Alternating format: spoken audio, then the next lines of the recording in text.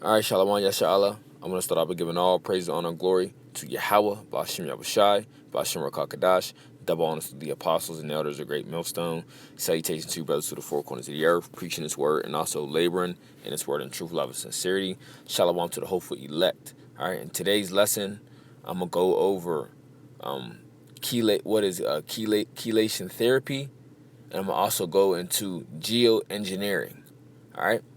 And chelation therapy, I got it from this website, poison.org, or as you can see, the title on the top of the page is Poison Control, NCPC, which is the National Capital Poison Center.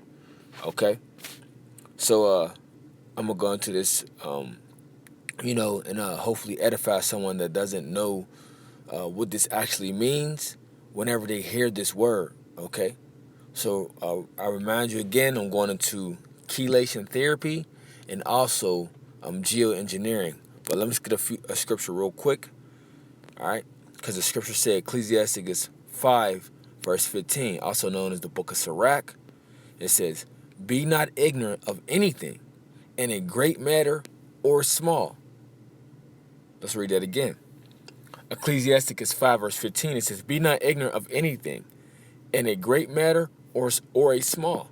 Okay, and I just happened to hear this word that this scientist that was speaking of, he also was speaking, on geoengineering as well, the scientist or whatnot. And, he mentioned this word, so I happened to look it up myself, and this is what I got. Okay, so chelation therapy, or therapy, as it reads, it says, the bottom line, chelation therapy is a treatment for heavy metal poisoning, iron, mercury, arsenic, and lead. Some people give children therapy for other conditions such as cardiovascular disease, autism, and Alzheimer's. This exposes patients to risk without benefits. A large study of chelation therapy for cardiovascular disease leads some researchers to suggest further study. So basically, what it's telling you is chelation therapy is a treatment for the different heavy metals that enter our body, okay? By the way of eating them, by the way of breathing them in, right? Drinking them, okay? Because we know with Esau Edom, the so-called white man, right? The self-proclaimed white man, which truly he's the red Hebrew Edomite. He poisons everything, everything in our daily lives, our necessities that we need to survive. Okay, that we need to survive, man. All right. In our water, there's heavy lead. Okay. The air we breathe with the chemtrails that they're spraying on the sky with these different metals that breaks down and we breathe them in. Which also I just know I've been told for us from these different scientists that word is geoengineering. Okay, geoengineering, that's the word they use in their field instead of chemtrails, which chemtrails is basically chemical trails, that are being spread all over the air, which includes aluminum and barium, right, and the other heavy metals and chemicals that they put in there. All right, the different food, has a lot of mercury in it. Okay, a lot of arsenic metals. Okay, so a lot of these different things that we need to survive have all these different metals in it. Okay, and this is what chelation therapy is for, to treat your body from these different hazardous metals. Okay, that we consume on a daily. Okay, and even dealing with this chelation therapy, look, Jake, the regular, and I'm dealing with Jake first and foremost, which is our people, right? We call you Jake because that's a shortened term nickname for the name of our forefather Jacob, which name was later changed to Israel, our forefather, okay? Which he's the progenitor of the children of Israel, all right? But the chelation therapy is, hey, we can't afford the chelation therapy, man. A lot of us is barely getting by. So we can't afford this chelation therapy to remove these heavy metals and different poisonings that Esau Edom puts out there, you know, through the ways of that we through the means of the way or the through the means of the things that we need to survive. Like water. Come on, we gotta have water. We gotta eat certain foods, right? We gotta breathe the air. But what does Esau do? He pollutes all this, man. And he puts all these different chemicals and different metals in it because he knows what it actually does to your body, man. He knows how harmful it is, right? He knows it messes up your brain function, right? The way how you think, all these different things. So let's read a little bit more. It says the full story. It says lead, mercury, and arsenic serve no function in the human body. If they accumulate in large enough amounts, they cause poisoning. Other metals which are essential to human function can become toxic. If they accumulate in large amounts, examples include iron and copper, effects differ according to the metal involved. Whether it is introduced into the body by ingestion, right? That's what I was saying. Inhalation or skin contact. That's what I meant to say too. I forgot about that. Or skin contact and the age of the victim. People with very high levels of these heavy metals are treated with drugs called chelators. These medicines bind to the metals in the bloodstream. This metal chelator compound is then eliminated in your urine. While chelators are valuable drugs, they have side effects which limit their use to only a few medical conditions involving heavy metal toxicity, especially those due to lead, mercury, arsenic, and iron. Even though there are limited approved indications for the use of chelators, they are often advertised as treatments for numerous other conditions. Many of these expensive, lengthy treatments are administered directly into the bloodstream, intravenous, IV, in a office setting. Others are advertised for use at home. Purported uses include. Now, it's about to give us the list. But all in all, as it's to mention, people say, well, what about the elites? Well, the elites have to go through this, very much so. They will to a low degree because, they are out here as well. They are in this, they got to breathe in the same air we do. But in fact, they don't have to eat the same food we do because they have the best of the best. They just give us out the worst of the worst. But all these different treatments and things like this, like chelation, and there's many more. Sure, I can do more research and probably look up the different, treatments they use. But hey, they get the best of the best, so you know that their bodies are not really subject into these different hazardous, toxic things that we are than they are, right? I hope I made that, where you can understand that. Basically meaning that the elites, okay, they have ways to go around about, not being harmed by these different things as we are, okay? Because there's no way we can get around it, even the average person, all right? There's no way we can get around these things, but the elites, they can, man, all right? They can have the almost the purest, almost, okay, because they can't have the purest, all right, but almost the purest form of water, the purest form of food, okay, the different ventilation systems in their houses, in their, mansions or whatever, right? All these different things, okay, so it's easier for their body to not be subject to these different things, okay, even when they come out here in the public, right, in public settings, their body may inhale it and it might get under their skin, but they can easily go back to their damn you know, laboratory or whatnot, right, and get treated for it that same exact day. And we can't do that. Now there are beneficial things that we can use for our body to treat these different things, all right, which will have to be used by the medicines of the earth, like the Lord gave us. Okay, Salakia. Let's get that real fast too. Okay.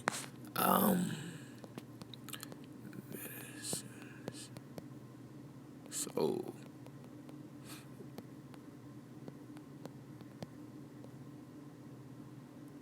right, here we go. Ecclesiastes 38, verse 4 says, "The Lord hath created medicines out of the earth, and he that is wise will not abhor them." So a wise person that will not avoid the different medicines that the Lord created out of the earth. Okay, there's a lot of herbs that the Lord have created. Okay, to fight against the different toxic things that's in our body. Okay, these different medicines that Esau came up with, you know, those are temporary patches, man. Which ultimately gives you different side effects. With these different things, you know, that the Lord created, you know, helps our body and serves us a more beneficial purpose. Okay, these different things helps. It helps our body. It improves the different things that our body may need at the time, depending on which, you know, herb you use, or which spice, or, you know, which different oil, you know, that you may like to inhale or whatnot. But pretty much this is letting you know that the Lord created different medicines out of the earth, man. Okay? And our people need to get into more of this. You know? These different herbs got different benefits that helps our body. Okay? You got different herbs that can get rid of migraines. Different herbs that can deal with blood pressure. Right? Can deal with different sinuses that you're having. Okay? Stomach pains. Headaches. You know? All you know, there's just so many different things. Okay, so maybe you should, you know, if you don't know about these different herbs, just look into it and see, you know, what you're going through and what herb you could take that can help that. All right, so let's go back into a little bit more. It says this is saying what these chelators will treat. It says treating damaged arteries, athero sclerosis, by removing calcium from arterial plaques, though there's a little to no evidence that this is possible or effective. Treating intermittent claudication, painful leg cramps due to arteriosclerosis, narrow arteries, though there is no evidence that this works.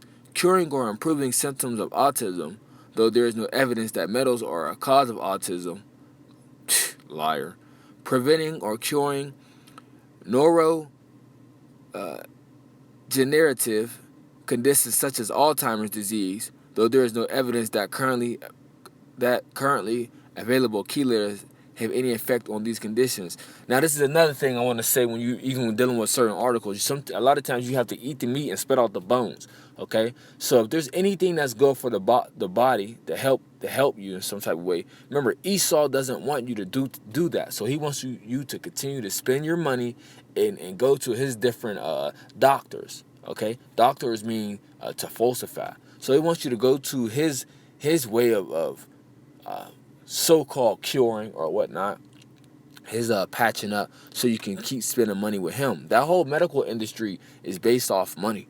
Okay, so when you see things like this, like there is no evidence that this works, this is because they gave you some true information, but they got to put it out there like, hey, you know, hey, this says it does all this, but hey, you know, this we not sure if this really works. So otherwise, ultimately, it's giving you like, you know, trying to put that doubt in your mind, like, well, should I take this? Well, they say it might not work, you know. So this is a part of Esau's this information as well. Okay, to try to stop you from taking these things that's really beneficial to your body. Okay, because Esau wants you to go through him in everything, and he said his way is the best, and that's going to the medical field and going to go get treatments that you really don't need, which really makes your body worse. Okay. So hey, that's pretty much the point. So chelation therapy is treating the heavy metals, okay, the different poisonings in your body that your body consumes. All right, so let's go into the word geoengineering. Okay, so geoengineering, right? This is from a Harvard Solar Geoengineering Research Program. It says geoengineering refers to a set of emerging technologies that could manipulate the environment and partially offset some of the impacts of climate change. Solar engineering, in particular, could not be a replacement for reducing emissions, uh, mitigate, uh, mitigation, or coping with a changing climate adaptation, yet it could supplement these efforts. So geoengineering is conventionally split into two broad categories. The first is carbon geoengineering, often also called carbon dioxide removal, CDR.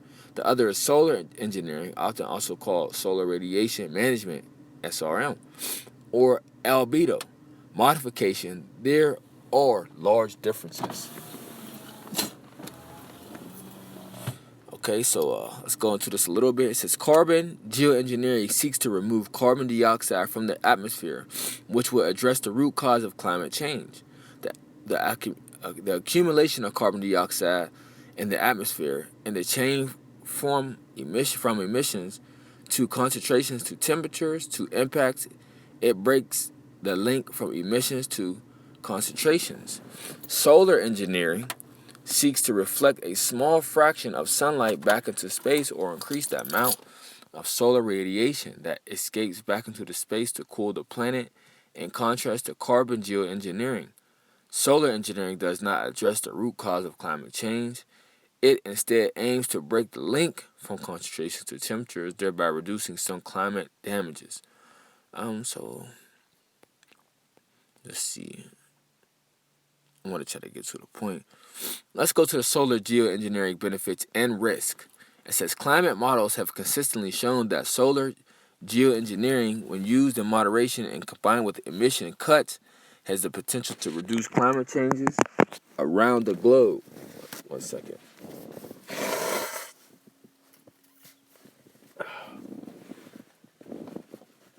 Alright, so Salakia. It says, for example, it could reduce climate impacts such as extreme temperatures, changes in water availability, and intensify of tropical storms. However, any benefits come with novel risks and significant uncertainty. For example, while the latest science might show some benefits globally, local impacts could vary more widely. There are a lot of other scientific uncertainties that are not yet well understood, not least the enormous governance challenges. Also, solar geoengineering largely does not address ocean acidification. Every year, the ocean absorbs about 1/4 of the carbon dioxide we emit into the atmosphere, changing the chemistry of the oceans, harming marine ecosystems. Given that solar geoengineering will not remove carbon dioxide from the atmosphere directly, but rather reflect sunlight back into space, it could do little to address this serious problem except via carbon cycle feedbacks, the process through which additional carbon is emitted into the atmosphere upon additional warming. Um, that said, solar geoengineering could reduce rising temperatures, offsetting many impacts on the oceans.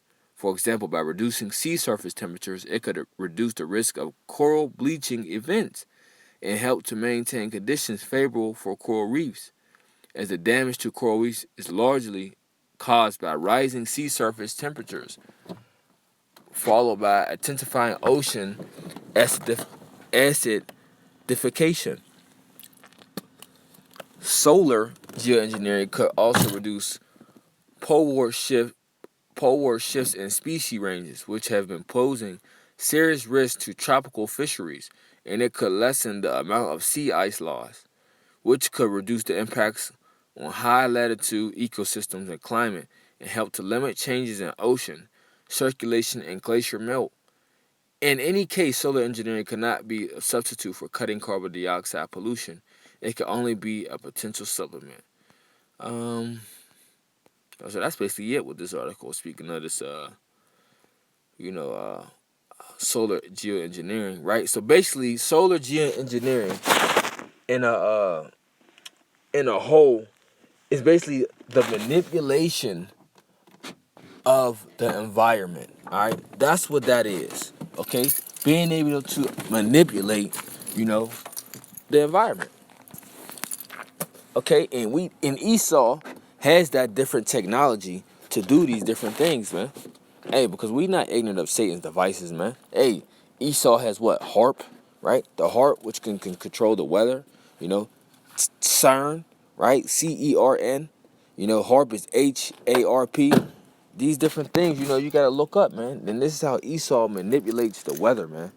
Okay, this is how he manipulates the different things that's going on around the world. Okay, that's why you see a lot of influx and changes with the temperatures of the weather. One day it's 70 degrees, and the next day it's bitter cold outside. -10. All right.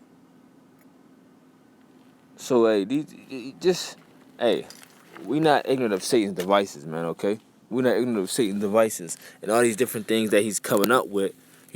Basically to manipulate the earth. Okay. Um. Hey, cause let me see, 2 Corinthians 2 verse 11. Yeah, let's get that. Lest Satan should get an advantage of us, for we are not ignorant of his devices. So we're not ignorant of Satan's different devices that he used out here.